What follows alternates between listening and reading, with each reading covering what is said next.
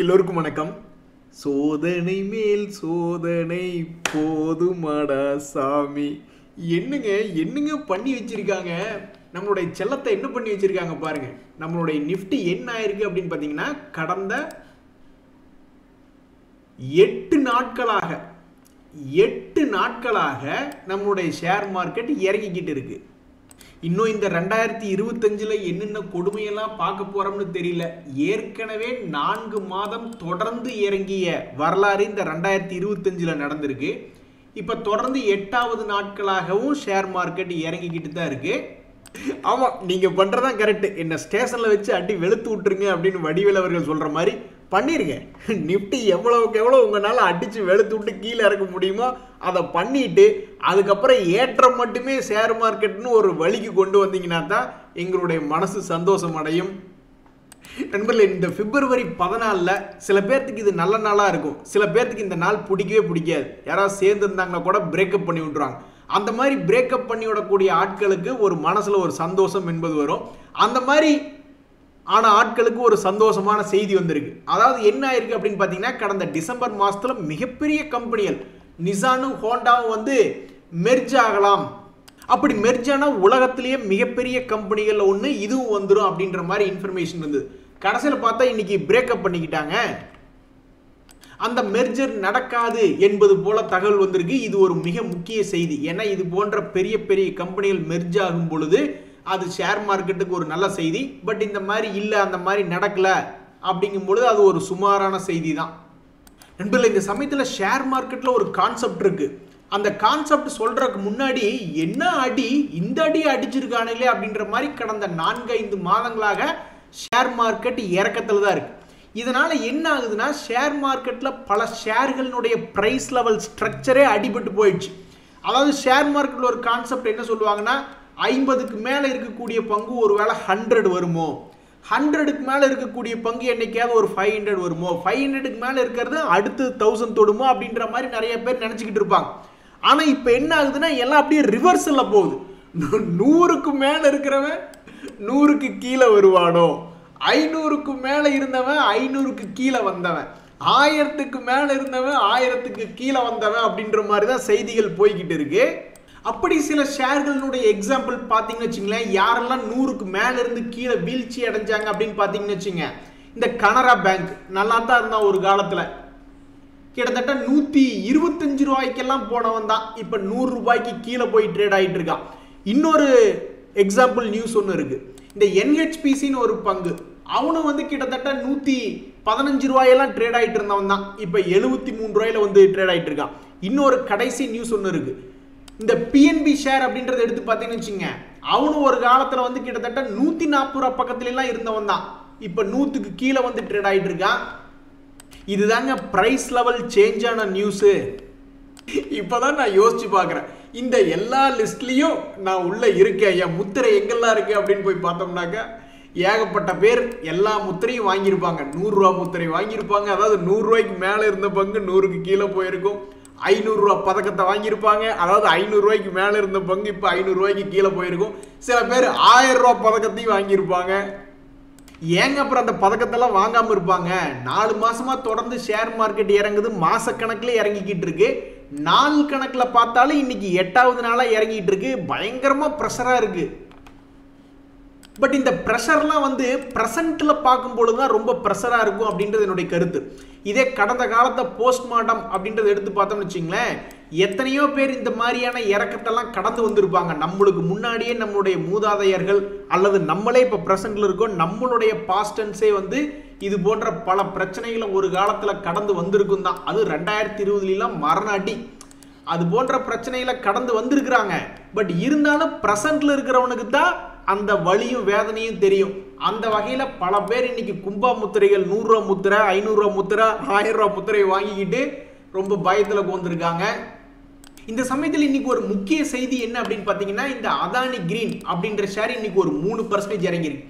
சமீபத்தில் அது சம்பந்தப்பட்ட செய்திகள் என்ன அப்படின்னு வந்திருக்குன்னு பார்த்தீங்கன்னா, நாங்கள் வந்து ஸ்ரீலங்காவில் விண்டு பவர் ப்ராஜெக்ட் செய்யறதுக்கு உண்டான ஸ்டடீஸை நாங்கள் பண்ணிக்கிட்டு இருந்தோம். எந்த விதமான பெரிய ப்ராஜெக்ட்டும் எக்ஸிக்யூஷன்லாம் பண்ணல, நாங்கள் ஸ்டடீஸ் தான் பண்ணிக்கிட்டு இருந்தோம். இப்போ நாங்கள் என்ன நினைக்கிறோம்னா மறுபடியும் நாங்கள் என்கேஜ் பண்ணுறதுக்கு விரும்பல, அதனால நாங்கள் அந்த ஸ்டடீஸ்லேருந்து விலகிறோம் அப்படின்ற மாதிரியான இன்ஃபர்மேஷன் தான் அதானி கிரீன் அப்படின்றவங்க சொல்கிறாங்க. பட் பத்திரிகைகளில் எந்த மாதிரி செய்தி வந்திருந்தது அப்படின்னு பார்த்தீங்கன்னா, அவங்க ஏதோ அதானி பவர் ப்ராஜெக்ட்லேருந்து வித்ட்ராவல் பண்ணுறாங்க அப்படின்ற மாதிரி ஒரு நியூஸ் வந்துச்சு அப்படின்ற மாதிரிலாம் எக்ஸ்சேஞ்சில் கேட்டதுக்கு இவங்க விளக்கம் கொடுத்தது என்ன சொல்கிறாங்கன்னா, அது ஸ்டடீஸ் தாங்க போய்கிட்டு இருந்தது அப்படின்ற மாதிரி சொல்லியிருக்காங்க. ஸோ இந்த இன்ஃபர்மேஷன் வந்ததுக்கப்புறம் தற்போது இந்த ஷேரினுடைய விலை எப்படி இருக்குது அப்படின்னு பார்த்தோம்னா 3% இறங்கி தான் இருக்குது. நண்பர்களே, இந்த சமயத்தில் பார்த்தவுடன் அதிர்ச்சி தரக்கூடிய ஷேர்கள், பார்த்தாவே ஒரு மாதிரி பிபி மாத்திரையை போட்டுட்டு தான் பார்க்கணும் அப்படின்ற மாதிரி இன்னைக்கு ஷேர் மார்க்கெட்டில் சில ஷேர்ஸ் ட்ரேட் ஆகிட்டு இருக்கான். இந்த சென்கோ கோல்டு அப்படின்னு எடுத்து பார்த்தா அடே அப்படின்ற மாதிரி ஒரு 20% காலி. தீபக் நைட்ரேட் அப்படின்றத எடுத்து பார்த்தா அவன் 15% கும்பா, பெரிய கும்பா. அதே மாதிரி இந்த கான்கர்ட் பயோடெக் எடுத்தாலும் அவனு சாதாரண கும்பா கிடையாது, ஸ்பெஷல் கும்பா 19-20% அவனு காலி. இந்த சமயத்தில் கீழே இறங்கி தான் ஒருத்தர் அதிர்ச்சி படுத்தணும்னு இல்லை, திடீர்னு சில ஷேர்கள் மேலே ஏறியும் கூட அதிர்ச்சி பண்ணுவானுங்க. அந்த வகையில் இந்த காட்ஃப்ரே பிலிப்ஸ் அப்படின்ற ஷேரும் 15% ஏறி இருக்கு. இது போன்ற அதிர்ச்சி ஏன் வந்ததுன்னா இன்னைக்கு இந்த ஷேர்களுடைய Q3 ரிசல்ட் அதனுடைய இம்பாக்ட்ல தான். பட் இந்த ஷேர்கள்லாம் இன்னைக்கு இந்த மாதிரி மூவ்மெண்ட் பண்ணிக்கிட்டு இருக்கான். ஆனா இந்த காட்ஃப்ரே PHLP அப்படின்ற ஷேர் பட்ஜெட் சமயத்தின் போதே கிட்டத்தட்ட அதுல சிகரெட்டுக்கு எதுவும் வரி பத்தி எதுவுமே சொல்லலைன்னு அவன் பாட்டுக்கு எகிரிட்டான். அதுக்கப்புறம் அந்த நியூஸ் அப்படியே டைல்யூட் ஆயிடுச்சு. மறுபடியும் அவன் அதே சிகரெட் நியூஸை வச்சுக்கிட்டே தான் மேலே கீழே ஆடிக்கிட்டு இருந்தான். அதுக்கப்புறம் அவனுடைய Q3 ரிசல்ட் வரப்போகுது அப்படின்னு தெரிஞ்ச உடனே அந்த ரிசல்ட்டை வச்சுக்கிட்டு நேற்று அவனை ஏற்றுனாங்க, இறக்குனாங்க. மறுபடியும் இன்னைக்கு ரிசல்ட் வெளியானதுக்கப்புறம் இன்னைக்கு ஏற்றி வச்சிருக்காங்க. ஸோ இதுக்கு பேர் தாங்க ஷேர் மார்க்கெட்டில் வாலட்டிலிட்டி அப்படின்றது. இதையெல்லாம் பார்க்கும்போது பல பேர்த்துக்கு அதிர்ச்சியாக தான் வரும். பட் ஷேர் மார்க்கெட் என்பது இப்படித்தான் இருக்கும் அப்படின்றதுக்கு இது போன்ற ஷேர்கள்லாம் உதாரணம். இன்னைக்கு 14th February almost 80 to 90% result announcement முடிஞ்சிட்டாலுமே இன்னும் கடைசி 2 நாட்கள்லையும் ரொம்ப முக்கியமான பங்குகளுடைய ரிசல்ட் வந்துட்டு இருக்கு. அந்த வகையில் RVNL ஒன்றும் சாதாரண ஆள் கிடையாது. வாலட்டிலிட்டியான மூவ்மெண்ட் இருக்கக்கூடிய ஆள் தான். மேலேயோ கீழேயோ தொப்புன்னு உழுகு மாதிரியோ அல்லது எந்திரிக்கிற மாதிரியோ எந்தையாவது அவனை பண்ணிக்கிட்டு இருப்பான். நேற்று விளையாட்டுக்காக தொப்புன்னு விழுந்ததுன்னு ஒரு வார்த்தையை சொல்லிட்டு ஒரு பட்டாசு கேங்குது, அதையும் என் நாக்கில் ஒட்டிக்கிச்சு தொப்பு தொப்புன்னு. அதே மாதிரி இந்த நாராயணா கிருதாலயா அதுவும் ஒரு வாலட்டிலிட்டியான ஸ்டாக் தான். ஸோ இந்த பங்குகள்லாம் நாளைக்கு என்ன பண்ணுறாங்க அப்படின்றது பொறுத்து இருந்து தான் பார்க்கணும்.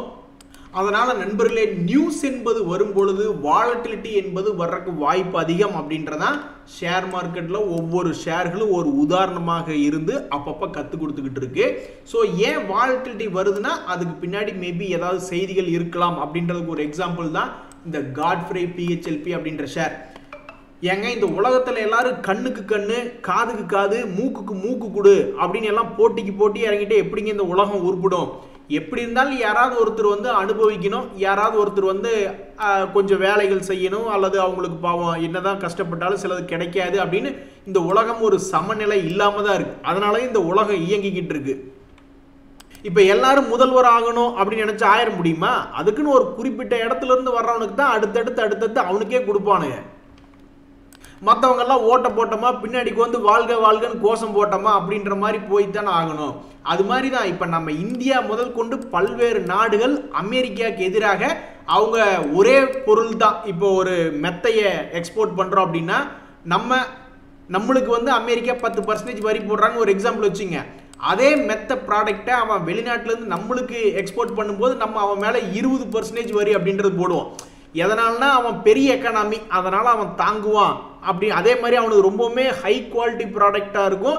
அது நம்ம டெவலப்பிங் நேஷன் வாங்கணும்னு அவசியம் இல்லை. அவனுக்கு நம்ம டேக்ஸ் கம்மியாக கொடுத்தாலுமே அவன் ப்ராடக்டை நம்ம வாங்க முடியாது அப்படின்ற மாதிரி ரொம்ப எக்ஸ்பென்சிவாக தான் இருக்கும். அதனால தான் இந்த மாதிரி டேக்ஸ் டிஃப்ரென்ஸ் இருக்குது. அதையெல்லாம் மறந்துவிட்டு நம்ம அமெரிக்கா பெரிய இடத்துல இருக்குது அப்படின்றதெல்லாம் மறந்துவிட்டு ஃப்ளைட்டில் போகிறதுக்கே அவனுக்கிட்ட காசு இருக்குது, இருந்தாலும் இறங்கி நம்மளுடைய கவர்மெண்ட் பஸ்ஸில் ஏறிக்கு வந்துக்கிட்டு அவன் சீட்டில் உட்காந்துக்கிட்டு நம்மளுக்கு இடம் இல்லாமல் பண்ணி விடுற மாதிரி நம்ம சில வரிகள் அவங்க மேலே போடுறதான் செய்கிறோம் கொஞ்சம் அதிகமாக ஒரு ப்ராடக்ட்டுக்கு.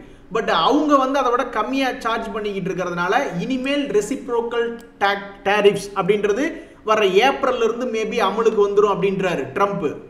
இதனால என்ன ஆகுதுன்னா நம்ம கவர்மெண்ட்டுக்கு பிரச்சனை இல்லை, அவங்களுடைய கவர்மெண்ட்டுக்கு நல்ல லாபம் கிடைக்கும். ஏன்னா அவங்க வரி போடுறதுனால அத்தனை லாபமும் அவனுடைய கவர்மெண்ட்டுக்கு போயிடும். யார் பாதிக்கப்படுறாங்க அப்படின்னு பார்த்தோம்னா நம்ம இங்க இருக்கக்கூடிய பொதுமக்கள், நம்மளுடைய கார்ப்பரேட் கம்பெனிஸ், இவங்க எல்லாமே பாதிக்கப்படுறாங்க. ஏன் அப்படின்னா நம்மளுக்கு எக்ஸ்போர்ட் பண்ணும்போது அந்த பிரைஸ்னுடைய காம்படிஷன் போயிருது, காம்படிட்டிவ் ரேட்டு.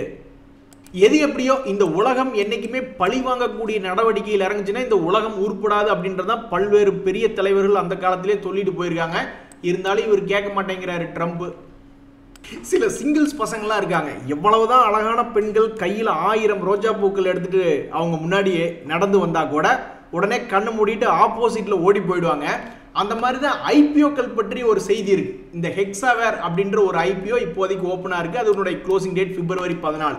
ஆனா இதனுடைய சப்ஸ்கிரிப்ஷன் நியூஸ் என்ன வருது அப்படின்னு பாத்தீங்கன்னா, ரீட்டைல் இன்வெஸ்டர்ஸ் வந்து உன்னை கையெடுத்து கும்பிடுறோம், நீ எங்களுக்கு வேண்டாம் அப்படின்னு எல்லாம் எதிர் திசையில ஓடி போயிட்டாங்க. இதனுடைய மொத்த சப்ஸ்கிரிப்ஷன் எவ்வளவு அப்படின்னு பார்த்தோம்னா இப்போ வரைக்கும் சமீபத்தில் காணாத ஒரு வீழ்ச்சியாக வெறும் 0.09% தான் அப்ளையே பண்ணியிருக்காங்க. கிரே மார்க்கெட் பிரீமியம் நியூஸ் ஏதாவது இருக்கு அப்படின்னு பார்த்தா அங்கே எந்த விதமான நியூஸும் இல்லை. இன்னொரு மிகப்பெரிய கும்பா குட்டியாக இருக்கக்கூடிய ஷேர் இன்னைக்கு எது அப்படின்னு பார்த்தோம்னு வச்சுங்களேன், இந்த மணப்புரம் ஃபைனான்ஸ் அப்படின்ற ஷேர். அவன் இன்னைக்கு ஒரு 10% இறங்கியிருக்கான். பட் இந்த ஷேர்ல வந்து பல்வேறு செய்திகள் இன்னைக்கு வந்திருக்கு. அதுலேயும் சில செய்திகள்லாம் வந்து ரொம்ப நல்ல விஷயம்தான். 16,000 கோடிங்க, கிட்டத்தட்ட 16,000 கோடி அவங்க பணம் புரட்டலான்னு அவங்களுடைய போர்டு அப்ரூவல் கொடுத்துருக்கு. பட் இது போன்ற பல்வேறு செய்திகள் இருந்துமே அது இன்னைக்கு 10% கும்பா பாடிக்கிட்டு தான் இருக்கு. இந்த சமயத்தில் எஃப்ஐஎஸ் தொடர்ந்து செல் பண்ணிக்கிட்டே தான் இருக்காங்க நண்பர்களே. நேற்று கூட 2,789 கோடிக்கு பிடிச்சி வித்து விட்டாங்க. என்ன ஒரு விஷயம் புரியலனா, பல்வேறு முக்கிய கம்பெனிகள், லார்ஜ் கேப் கம்பெனிஸ் எடுத்துக்கிட்டாலும் சரி, ஸ்மால் கேப், மிட் கேப்னு யார் எடுத்துட்டாலும் சரி, ஒரு ஏவரேஜா 20% இருந்து 60-70% வரைக்கும் இறங்கிய பங்குகள் ஏகப்பட்டது இருக்கு. அப்ப இவங்க என்ன பண்றாங்க, தொடர்ந்து நஷ்டத்துக்கே தான் வித்துக்கிட்டு இருக்காங்களா, இந்தியா விட்டு வெளியே போனா போதும் அப்படின்ற ஒரு மனநிலைமையில வித்துக்கிட்டு இருக்காங்களா, இல்ல அவங்க கிட்ட லாபம் இருக்கு, இந்த ஷேர்கள்லாம் இன்னும் கீழே போனாலும் எங்களுக்கு கவலை இல்லை, நாங்க லாபத்துல தான் வாங்கி வச்சிருக்கோம், அதனால லாபத்துக்கு தான் வித்துக்கிட்டு இருக்கோம் அப்படின்ற மாதிரி விற்கிறாங்களா, ஒண்ணுமே புரியாத புதிராக இருக்கிறது.